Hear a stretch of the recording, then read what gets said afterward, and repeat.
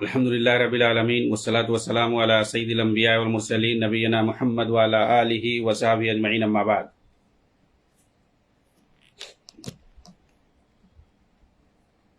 محترم ناظرین کرام، یہ مسئلہ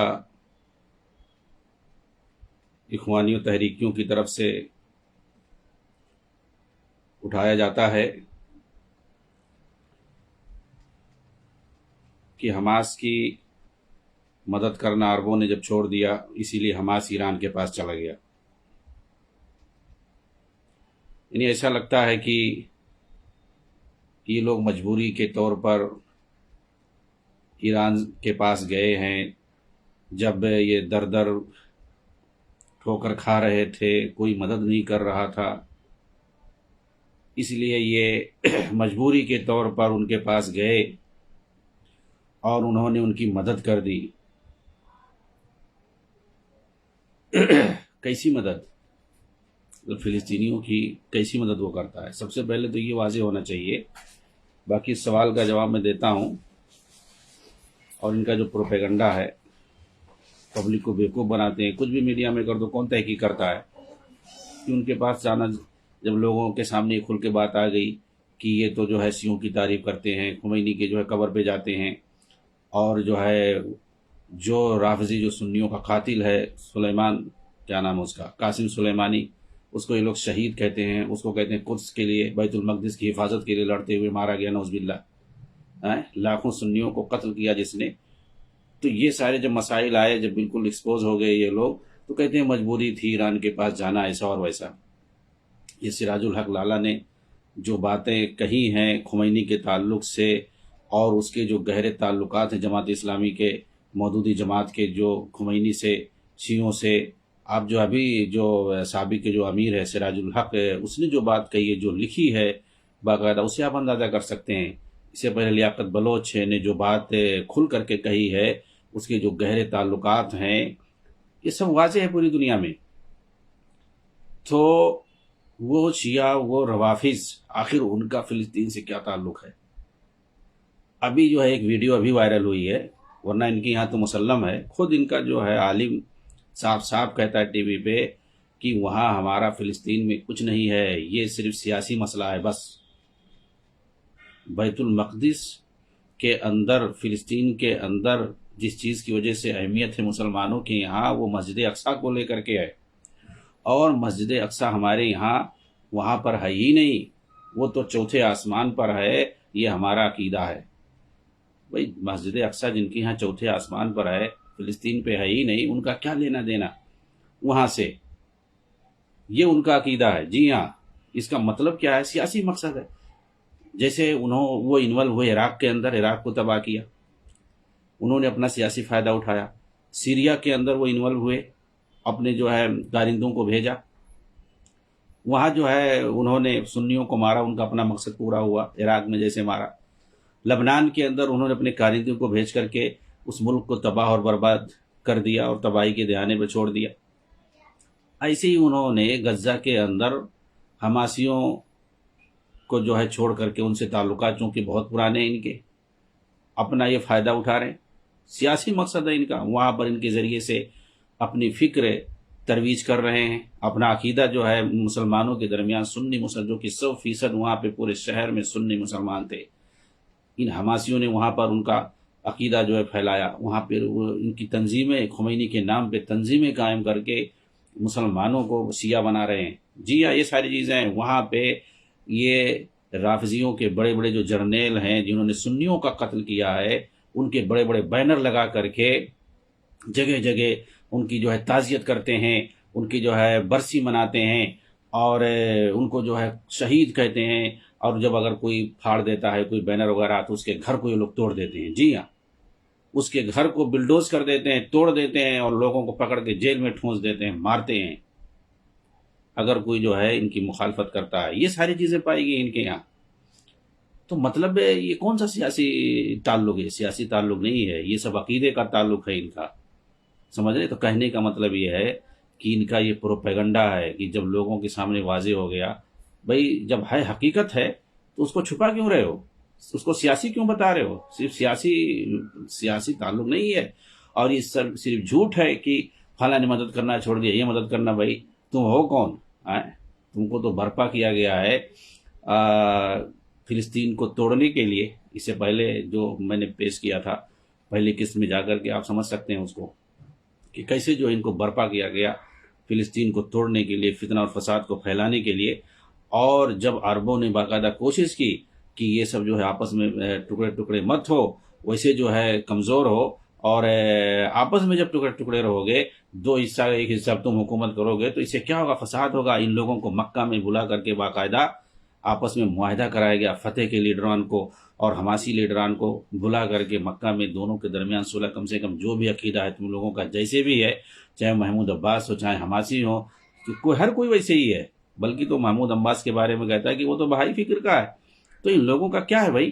لیکن چونکہ وہاں کے وہی لیڈران ہیں تو اب کریں گے کیا؟ آپ وہاں کے وہی لیڈران ہیں تو ظاہر سے وہاں پر 70 تنظیمیں ہیں، 50 بلکہ سینکڑوں تنظیمیں ہیں، جو اس میں کمیونسٹ تنظیمیں بھی ہیں، فاشسٹ تنظیمیں بھی ہیں، بہت سارے جو عقیدے کے حامل وہاں پہ لوگ رہتے ہیں، الگ الگ اپنی تنظیمیں بنا کر کے جہاد کے نام پہ اور آزادی کے نام پہ لڑائی کر رہے ہیں اور دنیا بھر میں چندہ وصول کر رہے ہیں. جی ہاں، کوئی روس سے چندہ وصول کر رہا ہے جو کمیونسٹ ذہن کے ہیں، کوئی یورپ امریکہ سے جو عیسائی تنظیمیں ہیں، اور جو رافضی شیعہ تنظیمیں ہیں، الجہاد الاسلامی، حماس، اور اس طرح کی کئی ایک تنظیمیں ہیں جو خالص شیعہ تنظیمیں ہیں. باقاعدہ وہ جو ہے شیعہ ممالک سے اپنا جو ہے تعاون لے رہی ہیں جہاد کے نام پہ، آزادی کے نام پہ. اور سنی تنظیمیں بھی ہیں، اور یوں ہی جو ہے لبرل تنظیمیں بھی ہیں، سینکڑوں تنظیمیں. بتائیے وہاں آزادی کے لیے، آزادی کے نام پہ سب جو ہے پوری دنیا میں چندہ کرتے ہیں. یہ کیا ہے؟ یہ صرف وہاں حماس نہیں ہے جو لڑ رہی ہے، اس کو جو اچھالا جا رہا ہے،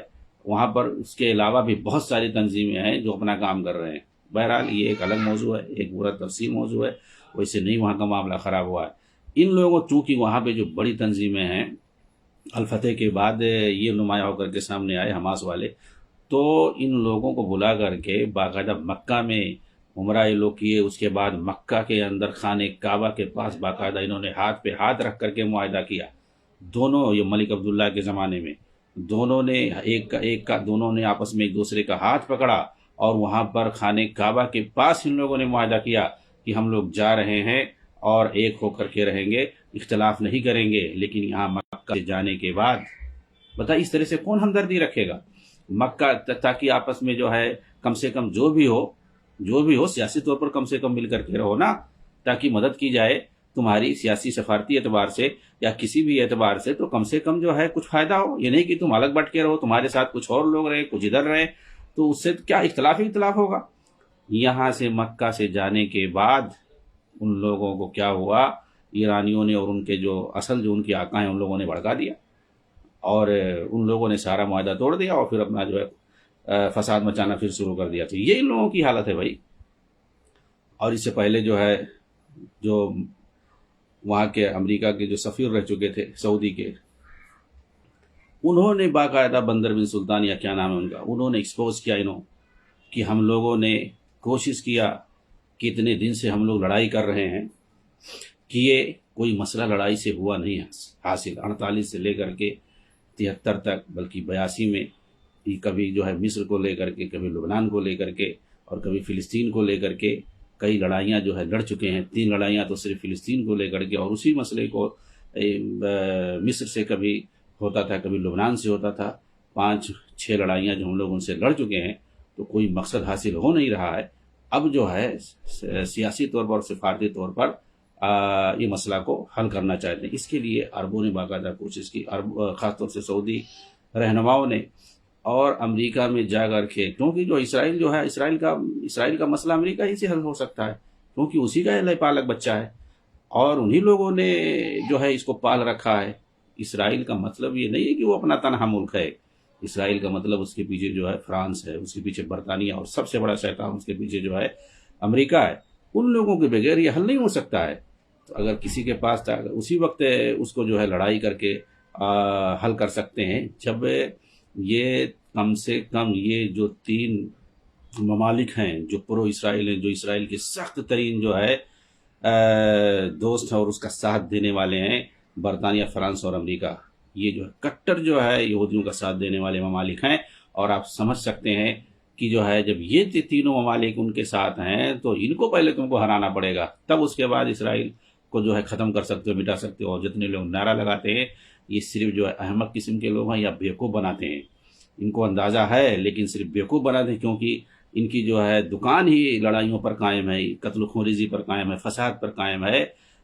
جب لڑائی ہوتی تو دیکھو یہ لوگ چہچہا اٹھتے ہیں، خوشی ان کو ہوتی ہے، اور اسی وقت جو ہے ان کی کاشتکاری شروع ہوتی ہے، یہ لوگ جو ہے اپنا ڈھونگ شروع کرتے ہیں۔ اگر لڑائی دنیا میں بند ہو جائے کسی بھی ملک، خاص طور سے عرب ممالک میں، خاص طور سے عالم اسلام میں اگر شانتی ہو، لڑائی نہ ہو، تو پھر یہ لوگ جو ہے انڈر مرجھا جاتے ہیں، ان کو کچھ مزہ نہیں آتا ہے۔ جب لڑائی شروع ہوتی ہے تب دیکھو یہ لوگ سڑکوں پہ نظر آئیں گے، یہ لوگ جو ہے بڑی بڑی تحریریں لکھیں گے، یہ لوگ تقریریں کرتے نظر آئیں گے، اور ایسا لگے گا ان کو بہار آ جاتا ہے۔ اسی لیے جب لڑائی اور فساد ہوتا ہے نا تو یہ لوگ اس کو عرب بہاریہ کہتے ہیں۔ عربوں میں جب لڑائی ہوئی تھی، فساد ہوا تھا، ملک کے ملک تباہ ہوئے تھے، جب عزتیں لوٹی جا رہی تھی، لوگ گھر بے گھر ہو رہے تھے، تو اس وقت اس کو یہ لوگ عرب بہاریہ، کیوں بہاریہ کہتے ہیں بھائی؟ بہاریہ کسے کہتے ہیں؟ خوشی کے ایام کو بہاریہ کہا جاتا ہے، یہ لوگ آج بھی اسے بہاریہ کہتے ہیں۔ جی ہاں، جہاں فساد ہوتا ہے تو یہ لوگ جو ہے ان کو مزہ آتا ہے، کیونکہ یہ فساد پر قائم ہی ان لوگوں کی تنظیمیں ہوئی ہیں، چاہے وہ حماس کی تنظیم ہو، اخوانیوں کی تنظیم ہو، جماعتیوں کی تنظیم، کوئی بھی تنظیم ہو، اس طرح سے جتنے داعشی خوارج ہیں سب بھی جب فتنہ فساد ہوتا ہے تبھی ان کو مزہ آتا ہے۔ جی ہاں، میں یہ کہہ رہا تھا کہ وہاں پر جمع کیا، باقاعدہ اس پورا جو ہے ویڈیو ریکارڈنگ موجود ہے، ان لوگوں نے، عربوں نے، خاص طور سے سعودی حکمرانوں نے امریکہ کے اندر میٹنگ کیا، اور تمام اس میں جو ہے یورپین سربراہ سب اکٹھا ہوئے، امریکن سربراہ، اور فلسطینیوں کو، اسرائیلیوں کو، ان کے سربراہوں کو بلایا گیا، اور فلسطین کے اندر جو تنظیمیں ہیں سیاسی اور اس طریقے سے تحریکی جو تنظیمیں ہیں آزادی کے نام پر، ان کے لیڈران کو، بڑے بڑے لوگوں کو بلایا گیا۔ تو بول رہے ہیں کہ پہلے ہی سے تو امریکی رہنماؤں نے یہ بات کہہ دی تھی کہ تم لوگ خواہ مخواہ کے یہ کوشش کر رہے ہو، ہم لوگ جو فلسطینیوں کو بہت پہلے سے جانتے ہیں۔ ظاہر سی بات، کیوں نہیں وہ جانیں گے بھائی؟ تو کہا کہ بہرحال ان لوگوں نے جمع کیا، ظاہر سی بات ہے وہاں امریکہ میں سارے جو ہے سب کے سفارت خانے ہیں، کہیں بھی تم کسی بھی ملک میں پوری دنیا کے سربراہوں کو، جو سفارتی لوگ ہیں یا خارجہ وزرائے خارجہ لوگ ہیں، اکٹھا کر سکتے ہیں۔ وہاں پر ان لوگوں نے اکٹھا کر کے ان سے جو ہے، اور فلسطینی اور اسرائیلی رہنما بھی اکٹھا ہوئے، ان کے سامنے بات رکھی گئی کہ بھائی اب جو ہے یہ مسئلہ ختم ہو کریں گے، اب جو ہے سیاسی حل اس کا ہوگا، اور وہاں پر فارمولہ پیش کیا گیا۔ آج بھی عربوں نے جو فارمولہ رکھا ہوا ہے سعودی عرب کی سربراہی میں، کہ جو 67 سے پہلے جس نے اسرائیل نے جو پورا قبضہ کیا ہے، 67 کا جو قبضہ ہے اس کو ختم کرے، اور اس کے علاوہ جو مہاجرین ہیں وہ واپس آئیں گے، اس کے علاوہ فلسطین ایک الگ جو ہے مستقل ایک آزاد ریاست بنے گی، اور مشرقی یروشلم یعنی جو بیت المقدس ہے وہ جو ہے فلسطین کی راجدھانی ہوگی۔ یہ جو ہے پورا، اور اس کے پاس وہ آزاد ریاست ہوگی، اس کی جو اپنی فوج ہوگی، اس کا سب کچھ ہوگا۔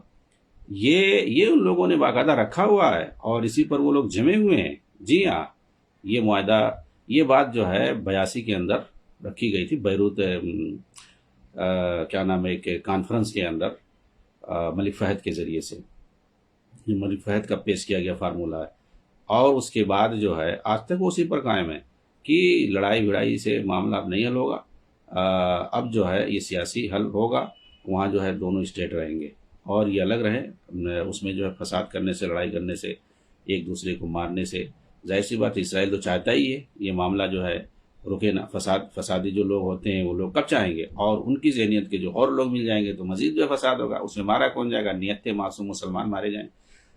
میں یہ کہہ رہا تھا کہ جب اسرائیلیوں سے یہ صاف صاف انہوں نے کہا کہ امریکی سربراہوں نے جب اسرائیلیوں سے جب یہ بات کہی تو وہ لوگ خاموش رہے، ان لوگوں نے کچھ انکار نہیں کیا، ظاہر سی بات ان پر دباؤ تھا۔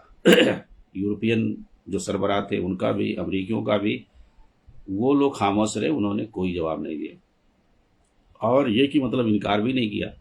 لیکن ان لوگوں سے بھی جب پوچھا گیا، اور فلسطینیوں کو بھی کہا گیا، ان کے رہنماؤں کو کہا گیا کہ دیکھو یہ معاملہ ہے کہ اس کا معاملہ اب حل کرنا چاہتے ہیں، ہم لوگ ختم کرنا چاہتے ہیں۔ ان کو کہا کہ اسی لیے ہم لوگوں کو بلائے تھے، ٹھیک ہے ہم جا رہے ہیں، ہم بعد میں بتائیں گے۔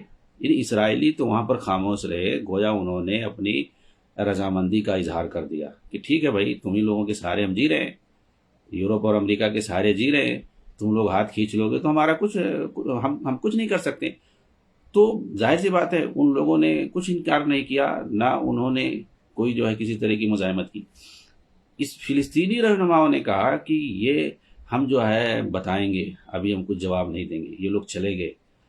اس کے بعد امریکی جو رہنما تھے ان لوگوں نے، یہ جو عرب تھے رہنما، ان لوگوں کو مذاق اڑانے لگے کہ تم لوگ بہت زیادہ خیر خواہی دکھانے آئے ہو، ہم لوگ جو ہے ان جو فلسطین میں جو رہنما ہیں جو آزادی کے لیے لڑ رہے ہیں ان کو ہم اچھی طرح سے جانتے ہیں، چیلنج کرتے ہیں، وہ کبھی تم کو جواب نہیں دیں۔ کہے کہ ان لوگوں کی بات صحیح ہوئی اور یہ لوگ چلے گئے، بلکہ یہ سیدھا جو ہے وہاں سے گئے، کہاں گئے پتہ چلا تہران گئے ہوئے، ایران یہ سب گئے ہوئے، اور ان سے مشورہ لے رہے ہیں۔ آج تک انہوں نے جواب نہیں دیا۔ مطلب ایسا جب انہوں نے یہ سنا، ان لوگوں کو پتہ جب چلا، فلسطینیوں کو خاص طور سے، فلسطینی رہنماؤں کو، فلسطینی عوام بیچاری وہ تو مظلوم ہے، وہاں جو یہ آزادی کے نام پہ وہاں اور سیاست کے نام پہ جو لوگ لڑ رہے ہیں، باقاعدہ جو لوگ وہاں پہ تنظیم بنائے ہوئے ہیں سیاسی یا جہاد کے نام پہ، وہ لوگ کیا ان کا مقصد ہے؟ صرف ان کا مقصد لوٹ مار ہے، بس کھانا ہے، بس تجارت کرنا ہے۔ اسی لیے جب ان کے سامنے یہ بات رکھی گئی تو پھر ان کے چہرے پہ ایسے لگ رہا ہے ہوائیاں اڑ رہی ہیں کہ مطلب یہ کیا ہو رہا ہے ہم لوگوں کے، ایسا لگ رہا تھا کہ ہم لوگ جو ان کے خلاف جو ہے کوئی ایکشن لینے والے ہیں۔ ان لوگ پریشان ہو گئے، کہہ رہے یہ مسئلہ جب حل ہو جائے گا تو ہم لوگوں کی دکان کیسے چلے گی؟ اگر امن و سلامتی قائم ہو جائے گی وہاں پر، اور ایک وہاں پر ایک گورنمنٹ آ جائے گی تو وہاں پہ سب سکون ہو جائے گا، سب آرام سے رہیں گے، کوئی فتنہ فساد ہوگا نہیں، تو پھر ہم لوگوں کا کیا ہوگا؟ اور کہہ رہے ہیں کہ ان جو ہے غداروں نے آج تک جواب نہیں دیا۔ انہوں نے کہا کہ ان سے بڑا خائن اپنے وطن کے لیے ہوتے ہیں۔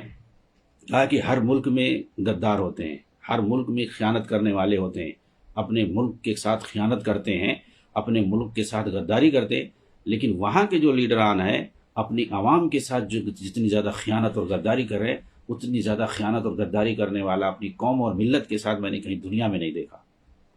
جی ہاں۔ تو بہرحال میں یہ بتا رہا تھا کہ یہ لوگ اپنی اس جھوٹ اور فراڈ کے ذریعے سے، بتائیے کون نہیں خیر خواہ؟ میں یہ دو مثال، مکہ والی مثال اور امریکہ والی مثال، یہ کیوں دیا کہ عربوں نے لڑائی تک ان سے کی ہے، اسرائیلیوں سے، جہاں تک ہو سکا جان و مال کی قربانی دی ہے، اور اس کے بعد جب ان کو اس سمجھ میں آیا کہ پوری دنیا، یورپ امریکہ ان کے ساتھ کھڑی ہے، ان کو ہم لڑائی کر کے اس وقت کھڑا نہیں سکتے ہیں موجودہ دور میں، جو ان کے پاس طاقت ہے ہمارے پاس طاقت نہیں ہے، تو سفارتی طور پر ان سے معاملہ حل کرنا چاہیے تاکہ وہاں جو ہے مسلمان آرام سے رہیں، امن و سلامتی کے ساتھ رہیں، اور جو مہاجرین ادھر بھٹک رہے ہیں کیمپوں میں وہ بھی آئے، اپنا آرام سے جئیں۔ اور یہ جو ہے یہ شریعت اس طرح سے کہتی ہے، اور ہمارے سامنے بہت ساری مثالیں، انہوں نے وہی کیا۔ لیکن فتن و فساد مچانے والی تنظیمیں یہ نہیں چاہتی اس طریقے سے کہ یہ معاملہ اس طرح سے ڈیل پائے اور اس طرح سے ہو، فتنہ اور فساد ہمیشہ باقی رہے۔ اسی لیے آپ دیکھیں گے کوئی نہ کوئی پروپیگنڈا یہ لوگ چھیڑتے رہتے ہیں۔ تو یہ اس سے پتہ چلتا ہے کہ عرب سب سے زیادہ ان کے خیر خواہ ہیں۔ اور میں نے بتایا تھا باقی لوگ کیا کرتے ہیں، فتنہ و فساد ہوتا ہے، بتائیں سب سے پہلے مدد کے لیے کون دوڑتا ہے؟ یہی لوگ دوڑتے ہیں۔ اس میں کبھی جو ہے عوام کی، وہاں کی مظلوم عوام کی نہ ہی حماس تنظیم کبھی مدد کرتی ہے، اور نہ ہی جو ان کے، جن کو یہ لوگ اپنا آقا سمجھتے ہیں، ایران کبھی کوئی مدد نہیں کرتا، اور جن کو اپنا آقا سمجھتے کوئی نہیں ان کی مدد کے لیے جاتا ہے۔ وہی لوگ دوبارہ گھر بنا کے وہی لوگ دیتے ہیں، پورے جو ہے دنیا کے اندر ان کے جہاں جہاں سفارت خانے ہیں یہی لوگ چلاتے ہیں، یہی عرب چلاتے ہیں، اور ان کی جو عبوری حکومت ہوتی ہے پورا اس کا خرچہ یہی لوگ برداشت کرتے ہیں، ان کے اسپتال، ان کے اسکول، سب کچھ یہ لوگ بنا کر کے دیتے ہیں۔ جتنا ان کی تباہی آتی ہے اس کی بھرپائی یہی لوگ کرتے ہیں۔ سب سے پہلے مصر دوڑ کے جاتا ہے، وہاں کی عوام، وہاں کی حکومت سب سے پہلے جو ہے، اور خاص طور سے غزہ میں سب سے زیادہ مدد کرنے والی قوم اگر ہے تو سب سے پہلے وہی ہے، مصر ہے، مصری لوگ ہیں، مصری حکومت، مصری عوام، وہی لوگ سب سے پہلے۔ بتائیے مصر کو سب سے بڑا غدار یہ لوگ بولتے ہیں، جو جتنے زیادہ مدد کرتا ہے، جو جتنے زیادہ ساتھ دیتا ہے، اسی کو یہ لوگ سب سے بڑا غدار کہتے ہیں، سب سے بڑا مطلب جو ہے ان کے یہاں صرف اور صرف جھوٹ ہے، پروپیگنڈا ہے، اس کے علاوہ اور کچھ نہیں ہے۔ اور یہ بیانیہ جو یہ لوگ مشہور کیے ہیں یہ ایک دم سراسر جھوٹ پر مبنی ہے کہ جب عربوں نے ان کا ساتھ چھوڑ دیا تو ایران کے پاس گئے۔ ارے ایران سے ان کے گہرے تعلق آج سے نہیں ہے، یہ زمانے سے، یہ گزشتہ صدی کی 40 کی دہائی سے ہے۔ جی ہاں، 1940 جسے کہتے ہیں، جس وقت اخوان المسلمین کی تنظیم مصر کے اندر بنی ہے، اسی وقت سے ان کے تعلقات ہیں رافضیوں سے۔ جس وقت یہ خمینی جو ہے فرانس کے اندر پل رہا تھا، انگریز فرانسیسی جس وقت ان کو پال رہے تھے، تیار کر رہے تھے، اس وقت سے جو ہے ان کے تعلقات ہیں۔ جی ہاں، اس وقت وہ لوگ جو ہے پل رہے تھے اور وہاں سے ایران کے اندر حکومت کرنے کے لیے سوچ رہے تھے، اس وقت سے ان کے تعلقات ہیں اور گہرے تعلقات ہیں۔ ہر عقیدے اور فکر کے اعتبار سے ان لوگوں کی فکر سیم وہی ہے جو شیعوں کی ہے، رافضیوں کی ہے، سیم وہی فکر جو ہے ان اخوانیوں حماسیوں کی فکر ہے۔ ان کے تعلقات، ان کا جو پہلا لیڈر جو احمد یاسین ہے، وہیں جا کر کے ان کے جو ہے جو علمی حوزات کہتے ہیں، قم میں جو ان کا مقدس شہر مانا جاتا ہے، جو کہتے ہیں وہ جنت کا دروازہ ہے، شہر قم، مدینت قم، وہاں پہ جا کر کے جو علمی حوزات ہیں، جو اسکول ہیں ان کے خاص، جہاں پہ صحابہ کو گالی دی جاتی ہے، سکھایا جاتا ہے سنیوں کے خلاف کیسے پروپیگنڈا کیا جاتا ہے، صحابہ کے خلاف کیسے تبرہ کیا جاتا ہے، پوری من گھڑت کہانی اسلام کے خلاف جہاں سمجھائی جاتی، سکھائی جاتی، وہاں پہ وہ جا کر کے درس دیتے تھے، ان کے طلبہ کو پڑھاتے تھے۔ کیا پڑھاتے تھے؟ شیعہ طلبہ کو کون پڑھانے کے لیے بلائے گا اپنے یہاں؟ کس کو بلائے گا؟ جو اپنا ہم فکر ہوگا، جو اپنا ہم مشرب ہوگا، اپنا ہم عقیدہ ہوگا، اسی کو بلایا جائے گا۔ جی ہاں، وہاں جا کر کے درس دیتے تھے، خمینی کے سامنے جا کر کے اس کی تعریفیں کرتے تھے۔ یہ سب کیا ہے؟ یہ فکری چیزیں ہیں، ہر ایک بات ہے، یہ ساری چیزیں ان کے لیڈران جو ہیں، ان کا تعلق آپس میں کیا ہے، اور ان لوگوں نے یہاں کے بر صغیر کے، اور یہ لوگ جو یہ کہ بیانیہ اور نیریٹو قائم کرتے ہیں، عربوں نے ان کا ساتھ چھوڑ دیا تو چلے گئے، نہیں تو کیا بھائی تعلقات تو کافروں سے بھی بنا سکتے ہیں۔ ارے سیاسی تعلقات کی بات نہیں ہو رہی ہے، یہ سیاسی تعلقات پر بھی میں بات کروں گا کہ ان لوگوں کی کیا دوغلا پنی ہے۔ اپنے لیے تو جو ہے دنیا بھر کی دلیلیں تراشیں گے، دنیا بھر کے عذر تلاشیں گے کہ بھئی کافروں سے مجبوری میں جو ہے کیا جا سکتا ہے۔ ارے جب وہی چیز یہ عرب لوگ تعلقات بناتے ہیں کافروں سے، چاہے وہ امریکہ ہو یا کوئی بھی ہو، تب تم لوگ کیوں جو ہے اس پر جو ہے کفر کا فتویٰ لگاتے ہو؟ اور جب اپنی بات آتی ہے تو پھر جو ہے دنیا بھر کی تعویلات اور دنیا بھر کی مجبوری اور دلیلیں، ایک ایک سے دلیلیں، اپنے لیے تو دلیلیں یاد آ جاتی ہیں اور دوسروں کے لیے جو ہے کوئی دلیل یاد نہیں آتی ہے، فوراً پر کفر کا فتویٰ اور دنیا بھر کے الزامات اور پروپیگنڈا لگانا شروع کر دیتے ہو۔ یہ ساری چیزیں، جی ہاں، کہ ان لوگوں کا یہ صرف جو ہے پروپیگنڈا ہے، جھوٹ ہے کہ ایران سے مجبوری کے طور پر ان کے تعلقات بنے ہیں، سیاسی تعلقات صرف ہیں، مدد لینے کے لیے کوئی مدد نہیں کر رہا تھا، یہ سراسر جھوٹ ہے۔ اس پر جو ہے تفصیلی کیسے جھوٹ ہے، کیوں جھوٹ ہے، اگلی قسط میں انشاءاللہ، اگلے درس کے اندر انشاءاللہ میں اس کو تفصیل سے بتاؤں گا کہ یہ کیوں جھوٹ ہے اور ان کے تعلقات کیسے ہیں ایران کے ساتھ، اور ایران ان کے ذریعے سے کیا چاہتا ہے عرب ممالک میں۔ اس پر جو ہے میں اگلے درس میں انشاءاللہ تفصیل سے بتاؤں گا۔ السلام علیکم ورحمۃ اللہ وبرکاتہ۔